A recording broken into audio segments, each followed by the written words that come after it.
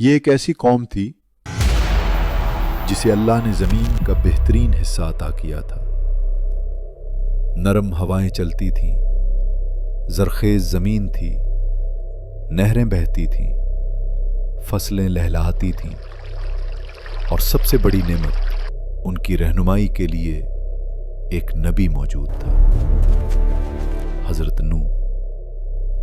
قوم نوح حضرت آدم کے بعد انسانی تاریخ کی سب سے قدیم قوموں میں شمار ہوتی ہے۔ زیادہ تر روایات کے مطابق یہ لوگ بابل یعنی آج کے عراق کے آس پاس آباد تھے۔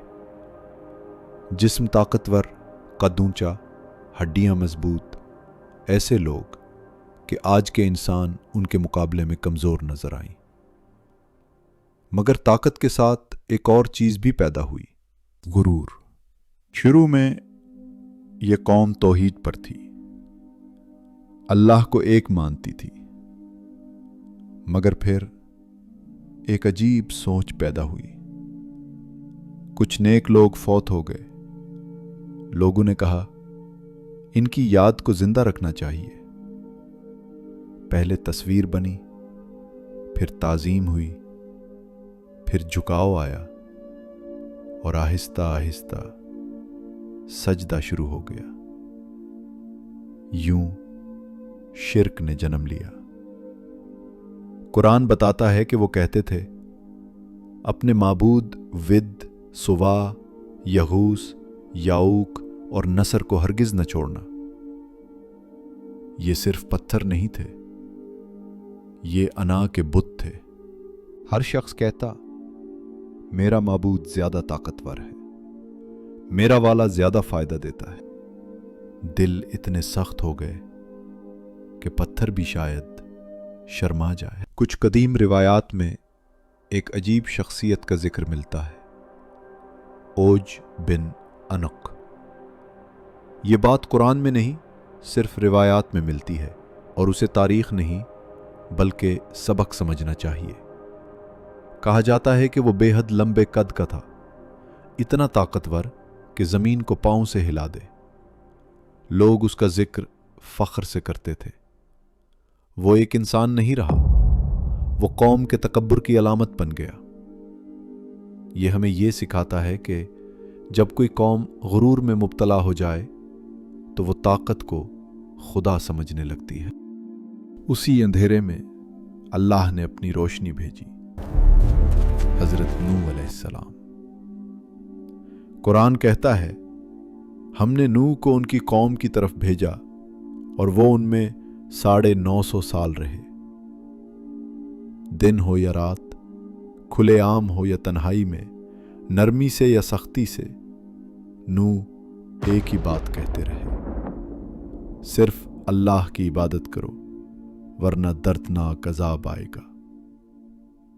مگر جب آپ ہنسی، انگلیاں کانوں میں، چادریں سر پر، سردار کہتے یہ تو ایک غریب آدمی ہے، اگر اللہ بات کرتا تو کسی امیر کو بھیجتا۔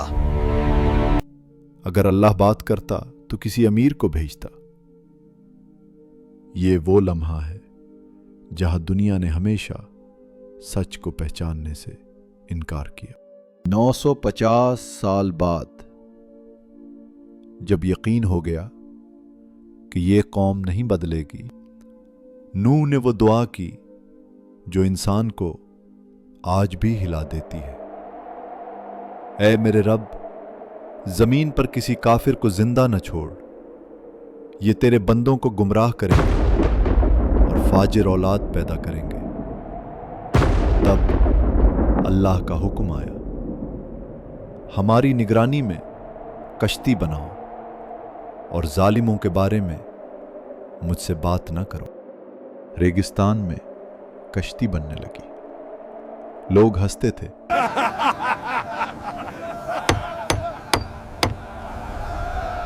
پانی کہاں ہے؟ یہ دیوانہ ہو گیا ہے۔ مگر انہیں کیا معلوم کہ ہر کیل، ہر تختہ ان کی تباہی کا اعلان ہے۔ قرآن کہتا ہے جب تنور ابلنے لگے یہی نشانی ہے۔ ایک دن وہ لمحہ آ گیا، چولہے سے پانی ابلنے لگا، آسمان سیاہ ہو گیا، ہوا بدل گئی۔ نوح سمجھ گئے عذاب آ گیا ہے۔ آسمان سے پانی برسنے لگا، زمین سے چشمے پھوٹ پڑے، اوپر اور نیچے کا پانی ایک تحریر پر مل گیا۔ لوگ چیخے، نوح نے سچ کہا تھا۔ نوح نے سچ کہا تھا، مگر دروازے بند ہو چکے تھے۔ لہریں پہاڑوں جیسی ہو گئیں، طاقتور جسم لرزنے لگا، اور یوں انکار کی ایک پوری قوم پانی کے نیچے دفن ہو گئی۔ یہ صرف ایک کہانی نہیں، یہ ایک آئینہ ہے۔ 950 سال کی دعوت اور چند لمحوں کا فیصلہ۔ غرور ہمیشہ ڈبوتا ہے، اور نجات ہمیشہ اللہ کی اطاعت میں ہے۔